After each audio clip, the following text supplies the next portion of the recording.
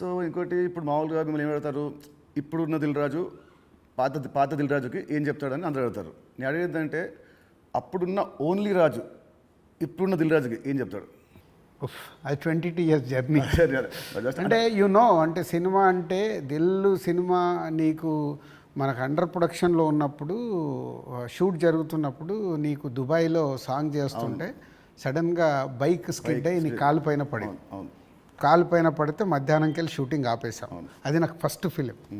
Shooting ఆపేసిన తర్వాత చిన్న నీకు ఎయిర్లైన్ ఫ్రాక్చర్. వినాయక్ ఇక్కడ ఉన్నాడు, నెక్స్ట్ ఠాగూర్ సినిమాలో బిజీగా ఉన్నాడు. అన్న మీరు వెళ్ళి సాంగ్స్ తీసుకొని రండి అన్నాడు.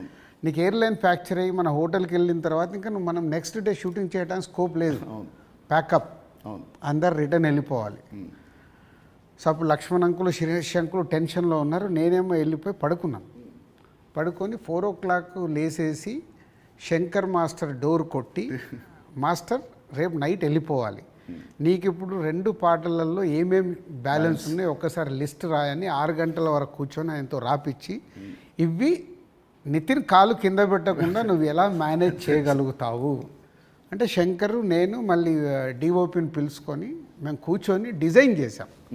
డిజైన్ చేసి మీకు చెప్తే మీరు అందరూ ఏంటి షూటింగ్ ఉందా, ఎలా చేస్తారు అంటే ఇలా చేయబోతున్నాం, విల్ ఫినిష్ నెక్స్ట్ 2 days అని నీ కాలు కింద పెట్టనివ్వకుండా 2 రోజులు షూటింగ్ చేయించా. కూర్చొని స్టాండింగ్ అంటే నా మొదటి సినిమా, నాకు ఆ సిచ్యువేషన్ అలాంటిది. ఆ రోజు 2 రోజులు షూటింగ్ ఆగకుండా చేసుకొని వచ్చి రిలీజ్కి ముందు మళ్ళీ ఆర్ఎఫ్సికి వెళ్ళి ఆ బ్యాలెన్స్ షాట్లని 2 పాటలు తీసి మ్యాచ్ చేసాం.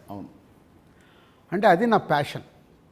అంటే మొదటి సినిమాలోనే నేను ఒక సమస్య వస్తే దాన్ని జాగ్రత్తగా హ్యాండిల్ చేసుకొని సినిమాకి ఎలాంటి డ్యామేజ్ జరగకుండా చేయగలిగా. అదే మామూలు రాజు నుంచి దిల్ రాజుగా షిఫ్ట్ అవ్వడం. అంటే నాట్ ఓన్లీ దిల్, ఇలాంటి సో మెనీ ఫిలిమ్స్కి సో మెనీ ఎప్పుడు వస్తూనే ఉంటాయి. అవన్నిటిని జాగ్రత్తగా హ్యాండిల్ చేసుకుంటే 58 సినిమాలకు రీచ్ అయ్యాయి.